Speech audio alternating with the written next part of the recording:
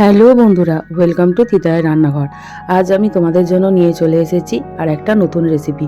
এটা হচ্ছে পালং শাকের রেসিপি। শীতকাল মানেই জমিয়ে পালং শাক খাওয়া আর শীতকালে নানা রকম উৎপাদিত সবজিগুলো খাওয়া। তাই তোমাদের জন্য নিয়ে চলে এলাম পালং শাক আর কচুর একটা রেসিপি।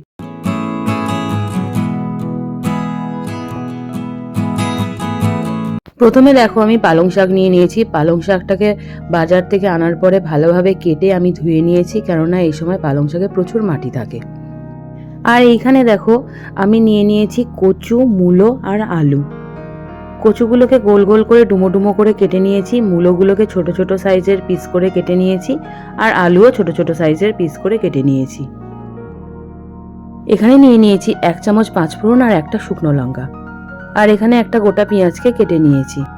এখানে নিয়ে নিয়েছি 2 চামচ হলুদ গুঁড়ো, আর নিয়েছি 1 চামচ ধনে গুঁড়ো। এখানে নিয়েছি পরিমাণ মতন সর্ষের তেল। এখানে নিয়েছি 2 চামচ লঙ্কার গুঁড়ো।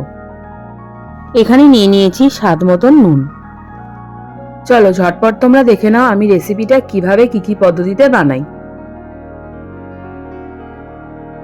প্রথমে আমি একটা কড়া নিয়ে নিয়েছি। কড়াটাকে একটু গরম করে নেবো, তারপর এর মধ্যে দিয়ে দেবো পরিমাণ মতন সর্ষের তেল। তেলটা একটু গরম হলে তার মধ্যে দিয়ে দেবো পরিমাণ মতন পাঁচফোড়ন আর একটা শুকনো লঙ্কা। এগুলোকে একটু নেড়ে চেড়ে নেওয়ার পরে তারপর এর মধ্যে দিয়ে দেবো কেটে রাখা পেঁয়াজটা। পেঁয়াজটাকে ভালো করে ভাজতে হবে যতক্ষণ না পেঁয়াজটার গায়ের রং বাদামি কালারের হচ্ছে।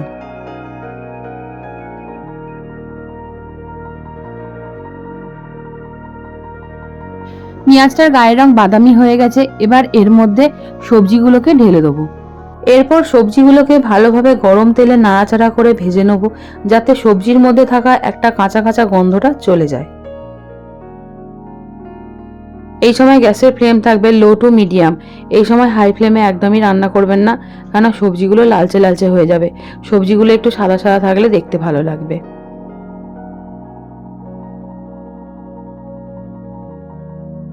এরপর এর মধ্যে দিয়ে দেবো স্বাদ মতো নুন। স্বাদ মতো নুনটা দিয়ে দেওয়ার পরে ভালোভাবে আরেকবার নাড়াচাড়া করে নেব।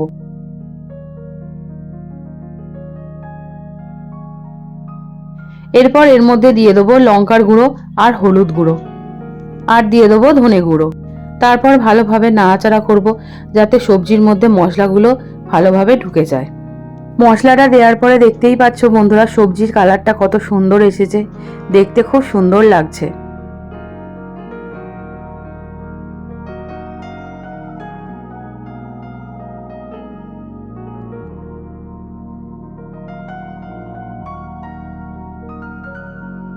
এরপর এর মধ্যে দিয়ে দেবো পরিমাণ মতন জল। পরিমাণ মতন জলটা দেওয়ার পরে সবজিগুলোকে ভালোভাবে নাড়িয়ে চাড়িয়ে কষিয়ে নেব।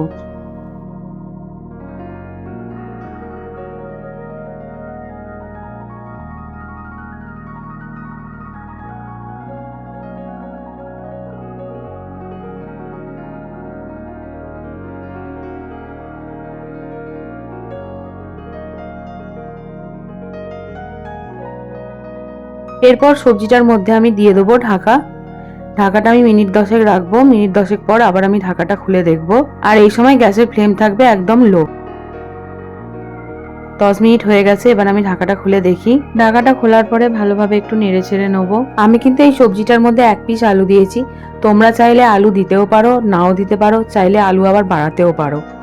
সেটা তোমরা তোমাদের ইচ্ছা মতন করতে পারো, তবে আমার মতে আলু ছাড়াই এই সবজিটা বেশি খেতে ভালো লাগে। এরপর এর মধ্যে দিয়ে দেবো আজকের রেসিপির প্রধান এন্ড মূল উপকরণ পালং শাক। পালং শাকটা এর মধ্যে দেওয়ার পরে আমি ঢাকা দিয়ে দেবো। পালং শাকটা একটু নরম হয়ে গেলে তারপর আমি ঢাকা খুলে নাড়াচাড়া করব। ঢাকাটা দিয়ে মিনিট 10 রাখবো। এই সময় গ্যাসের ফ্লেমটা কিন্তু রাখবো লো। 10 মিনিট হয়ে গেছে। 10 মিনিট পরে ঢাকাটা খুলবো। ঢাকাটা খোলার পরে দেখছি পালং শাকটা অনেকটা নরম হয়ে গেছে। এরপর ভালোভাবে নাড়াচাড়া করে আমি পালং শাকটাকে সবজিগুলোর সঙ্গে মিশিয়ে দেবো। এই সময় কিন্তু গ্যাসের ফ্লেমটা হাই রেখেই নাড়াচাড়া করতে হবে, কেননা পালং শাক থেকে অনেক জল বেরিয়ে যাবে। আর এই রান্নাটায় জল কিন্তু খুবই কম পরিমাণের লাগে, কেননা আমরা সবাই জানি পালং শাক থেকে প্রচুর পরিমাণে জল বেরোয়। যে জলটা বেরোয় সেই জলটার মধ্যেই বেশিরভাগ রান্নাটা হয়ে যায়। এরপর আমি মিনিট 5 জন্য ঢাকা দিয়ে দিয়েছিলাম। ঢাকাটা খোলার পরে দেখি প্রচুর পরিমাণে জল বেরিয়ে গেছে। তোমরাও দেখতে পাচ্ছ কতটা পরিমাণের পালং শাক থেকে জল বেরিয়েছে। আগেই তোমাদেরকে বলেছিলাম যে পালং শাক থেকে এতটা পরিমাণে জল বেরোয় যে সেই জলেতেই রান্না হয়ে যায়। এই পালং শাকের রান্নার সবজিগুলো প্রায় সেদ্ধ হয়ে এসেছে। একটু চেক করে নেবো সবজিগুলো সিদ্ধ হয়েছে কিনা। দেখো কত ভালোভাবে সিদ্ধ হয়ে গেছে। রান্নাটা আমার প্রায় হয়ে এসেছে।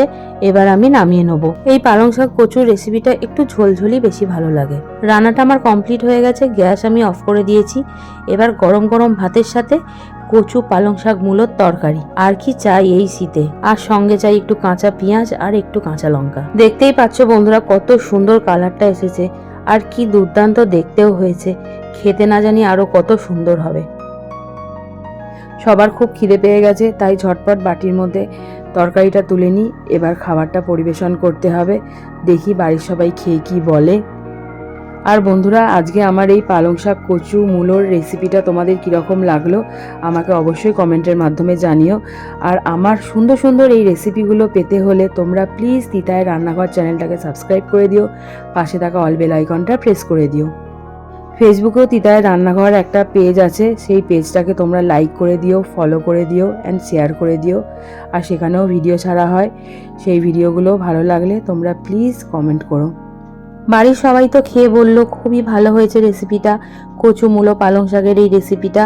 তোমরাও ঝটপট একদিন বানিয়ে ফেলো। তোমরাও কীরকম এই রেসিপিটা বানালে প্লিজ আমাকে কমেন্টের মাধ্যমে জানিও। Thank you.